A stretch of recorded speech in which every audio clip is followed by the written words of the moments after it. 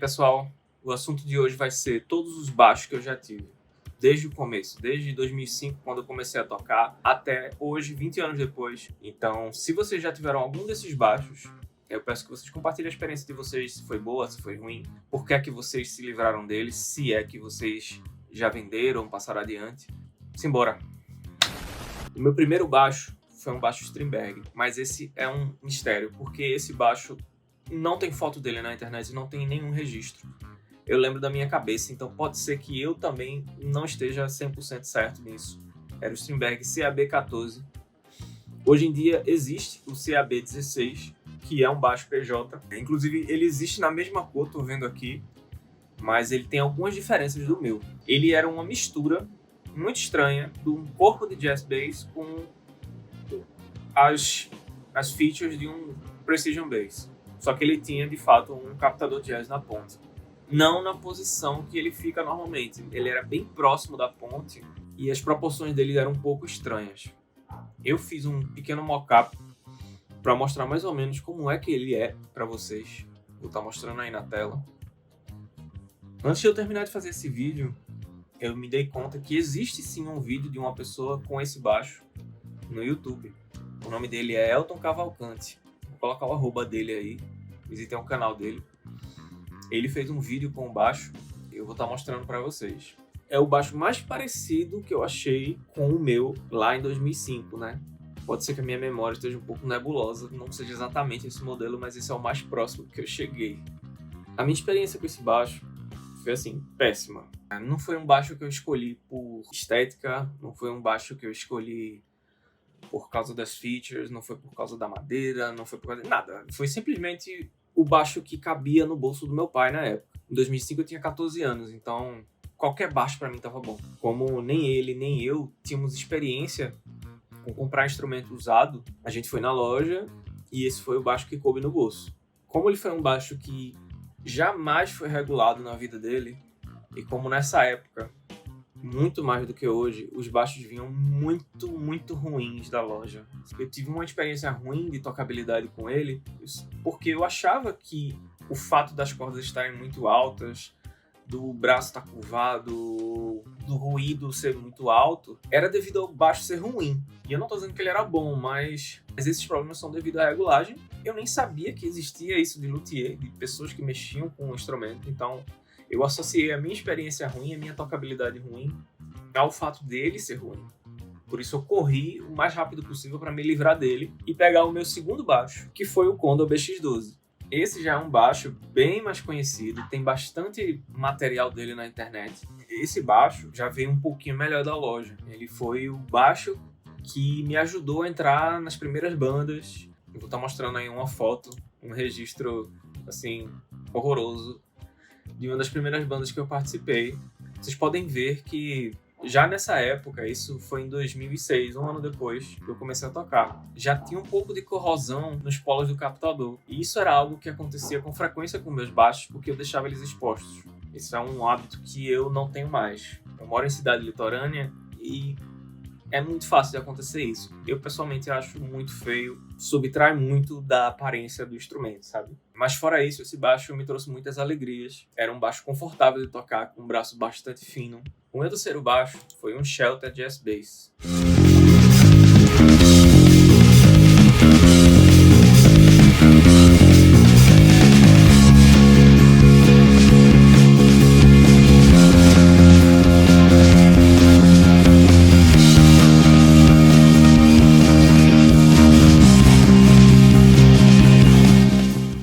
Esse baixo ele foi adquirido mais ou menos em 2007, para vocês verem como eu trocava de instrumento o tempo todo. Eu nunca estava satisfeito, eu não entendia bem que eu podia regular o baixo, que ele podia ser melhor do que ele é quando sai da loja. Então, nesse comecinho aí, eu troquei de instrumento muito rápido.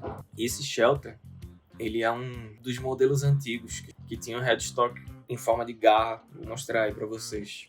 Com esse baixo, eu já participei de outras bandas, toquei ao vivo com ele. No geral, ele era um baixo mediano. Ele não era um baixo incrível, mas ele era melhor do que o BX12. Tinha o captador da ponte um pouco desalinhado. Em algum momento da vida, eu decidi que eu iria deixar ele ativo. Então eu comprei um circuito Artec, finalmente levei ele no luthier. Era um circuito muito simples de 2 bandas, que devoravam uma bateria absurda. Foi a primeira vez que eu fiz isso no baixo. Não trouxe nada de espetacular para o timbre do baixo. Eu praticamente não usava, além de dar um pouquinho de boost em agudos, porque se o captador da ponta é uma coisa estranha com ele, eu não sei dizer assim exatamente o que era. Então faltava um pouquinho de definição, sabe? De brilho. O meu próximo baixo é um baixo também misterioso. É um baixo que eu conheço apenas como GTR, porque é a única coisa que tem escrito no headstock dele.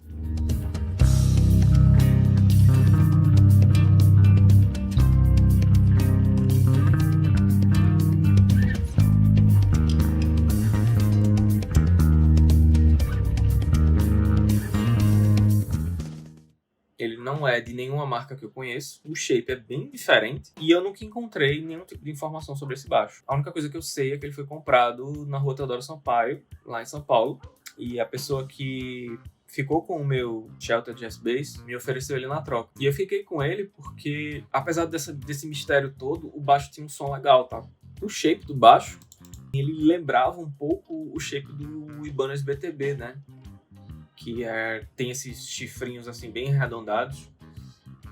E ele tinha esse visual assim bem metal, né? Infelizmente em nenhuma foto eu tenho isso mostrando, mas ele tinha um braço inteiriço. Junto com isso, ele tinha um tensor espanado, que eu vim descobrir muito tempo depois, quando eu fui finalmente tentar regulá-lo. E o único luthier que eu levei me explicou que seria um processo muito custoso, porque teria que tirar a escala para não sei o quê. Enfim, eu não sei se é verdade ou se ele realmente não teve interesse em fazer o serviço, mas foi também um motivo pelo qual eu passei ele para frente. Eu não consegui deixar ele regulado do jeito que eu queria, então eu terminei passando ele para frente. O meu próximo baixo foi o baixo que eu passei mais tempo.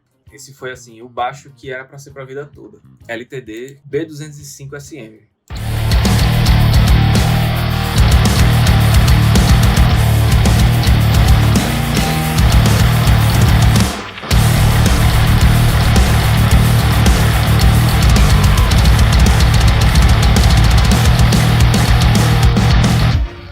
Esse é o primeiro baixo, que foi realmente um baixo bom, não era um baixo de entrada mais. Ele foi comprado no exterior, custou muito barato na época, 2012 mais ou menos. Eu fiquei com ele até o ano passado, até 2024. Foi um baixo que no começo ele me entregava tudo o que eu queria de um baixo. Como eu já participava, né, de bandas pesadas, eu queria um baixo que tivesse um som pesado, que tivesse muito ataque, muito punch, que tivesse de fato um circuito ativo que eu pudesse modular o timbre e que fosse um baixo confortável de tocar. Esse baixo era tudo isso. E além de tudo, ele era lindo. Lindo mesmo. Ele virou referência pra mim de estética de baixo. Mas o motivo pelo qual eu passei esse baixo pra frente, eu desapeguei de fato, foi que, com o tempo, essa proposta dele de ser metal, muito pesado, grave muito fofo, muito submarino, sabe? Deixou de me agradar. Hoje em dia, eu gravito mais pra baixos que tem, assim, um médio grave mais pronunciado, é um timbre que corta mais a mix, sabe? Que aparece mais, que não depende tanto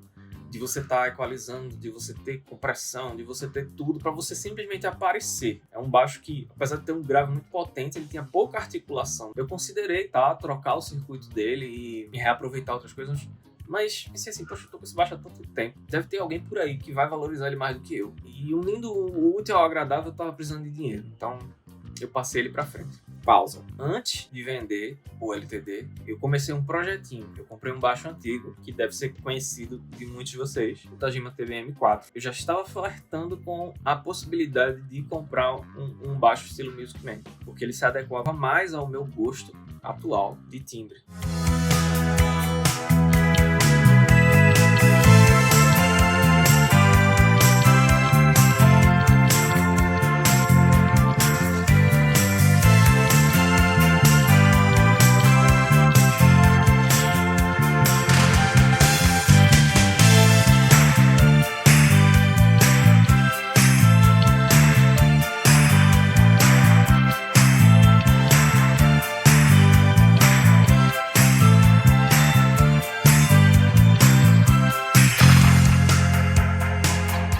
Ele tava num estado, assim, horroroso. Eu comprei esse baixo muito barato, de uma pessoa que não tinha mais interesse de cuidar dele. Esse era um baixo que ele ficava exposto, ficou anos e anos sem ninguém tocar nele. Tinha muita corrosão, tinha muita solda desfeita. Ele tava um lixo. E esse em específico é o modelo de lançamento do TBM4. Ou seja, lá em 2011, ele tinha o shape do corpo um pouco diferente. Ele era mais comprido. O braço também não é dos mais finos. As tarraxas eram, perdão da palavra, o circuito dele tava assim nas últimas, sabe? É conhecido, né? Eu já falei sobre isso aqui no canal, mas é conhecido o circuito dos TBM antigos. Ele não vai mais entregar absolutamente nada além do timbre passivo com ruído.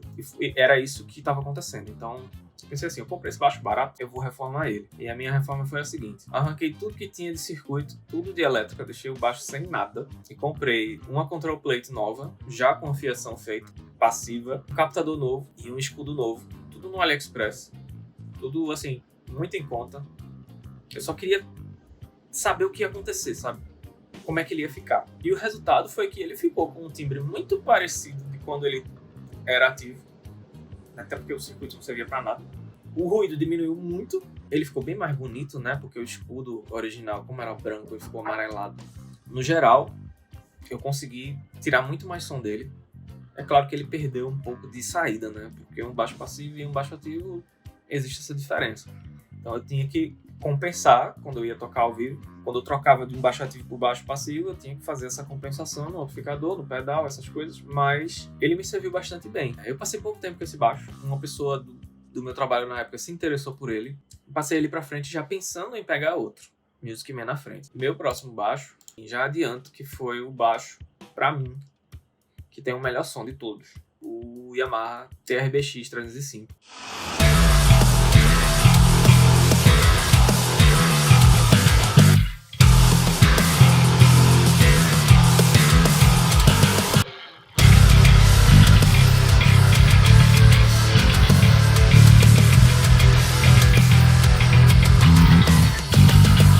Posso dizer, assim, com toda certeza, que foi o melhor baixo que eu já tive.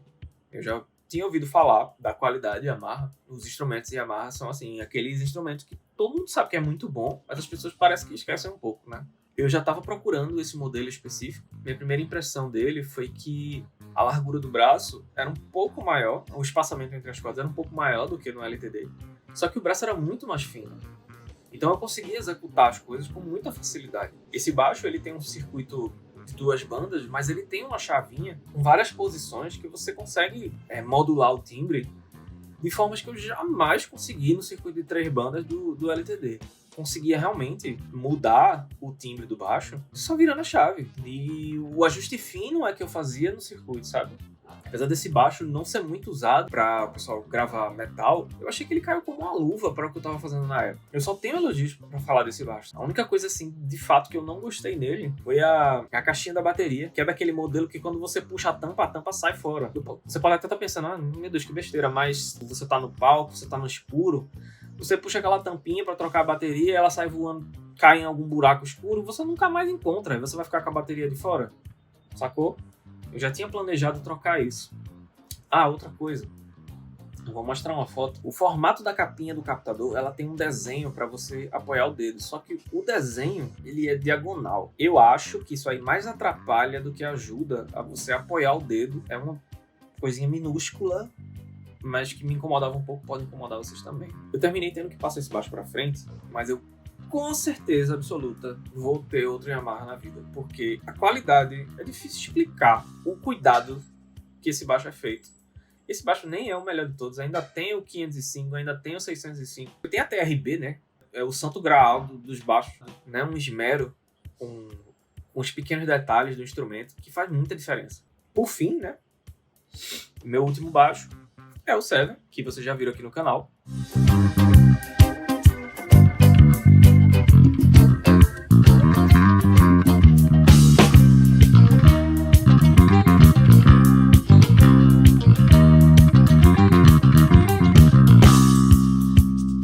Quais são os planos para o futuro? Colocar um circuito sonoro nele.